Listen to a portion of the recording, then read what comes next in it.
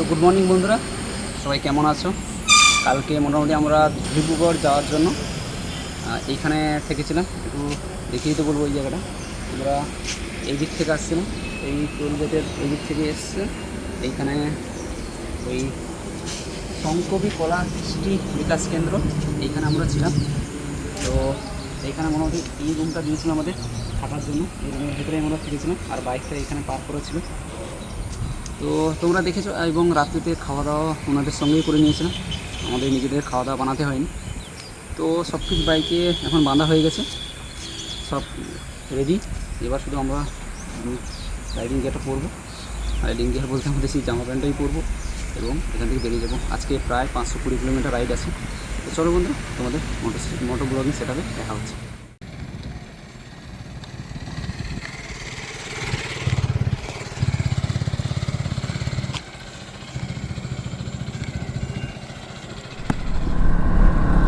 তো সবাইকে আরেকবার গুড মর্নিং জানিয়ে আজকে রাইড শুরু করছি আনেনির দিকে।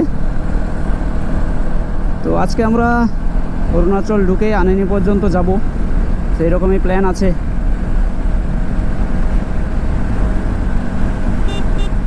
তো এখন বাজে 8টা, তো আমরা টানা পুরো 10টা পর্যন্ত এখন বাইকটা চালাবো।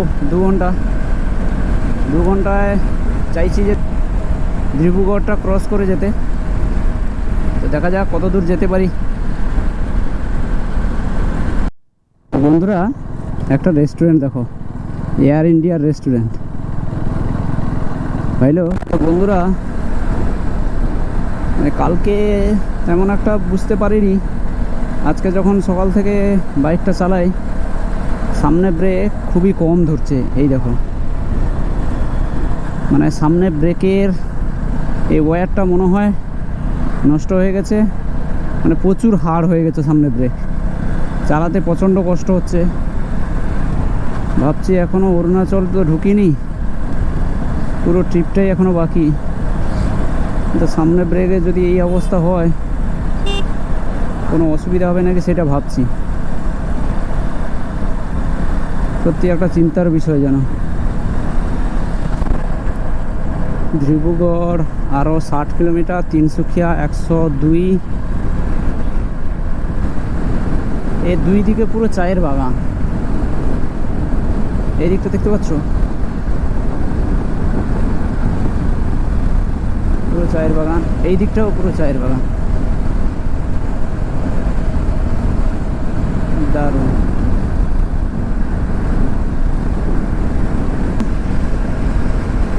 আমাদের যুদ্ধ বিমান অবতরণের জন্য এগুলো বানানো হয়ে থাকে। আমাদের ওয়েস্ট বেঙ্গলেও একটা আছে, খড়গপুর বেলদা হাইওয়েতে, এখানেও একটা দেখলাম, দারুণ বানানো আছে, দারুণ। পুরো যেন এক্সপ্রেসওয়ের রাস্তা, যেরকম আমরা লাদাখ থেকে আসার সময় ওই যমুনা এক্সপ্রেসওয়ের রাস্তাটা ধরেছিলাম, পুরো সেই রকম রাস্তা। যেহেতু এটা ফাইটার জেট সব নামবে, যুদ্ধ বিমান সব নামবে, তাই পুরো একেবারে মাখনের মতো রাস্তা বানানো আছে, দারুণ দারুণ। বন্ধুরা, এখানে একটা মন্দির দেখতে পেলাম, দেখেই দাঁড়িয়ে পড়েছি। অনেক বড় মন্দির দেখতে পাচ্ছ, অনেকটা বড়, পুরো সেরকম পুরীর মন্দিরের মতন আমাদের। বন্ধুরা দেখতে পাচ্ছ, এটা পুরো 2 সাইড বরাবর পুরো এরিয়াটা চা বাগান। এইদিকে যতটা চোখ যাচ্ছে পুরো চা বাগান, এইদিকেও যতটা চোখ যাচ্ছে পুরো চা বাগান। এগুলোতে চা পাতা তোলাই হচ্ছে, সবাই কাজ করছে।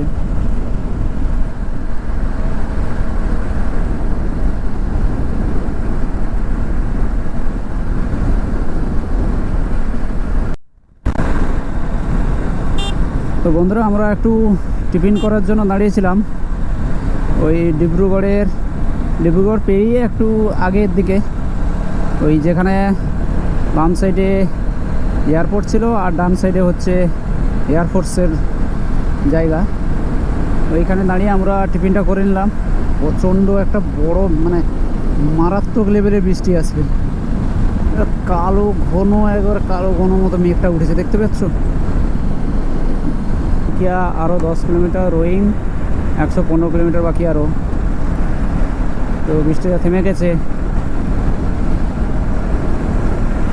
তো চলো আমাদের যত তাড়াতাড়ি সম্ভব এগিয়ে যেতে হবে, কেননা ভাই বৃষ্টি চলে এলে খুব চাপ হয়ে যাচ্ছে।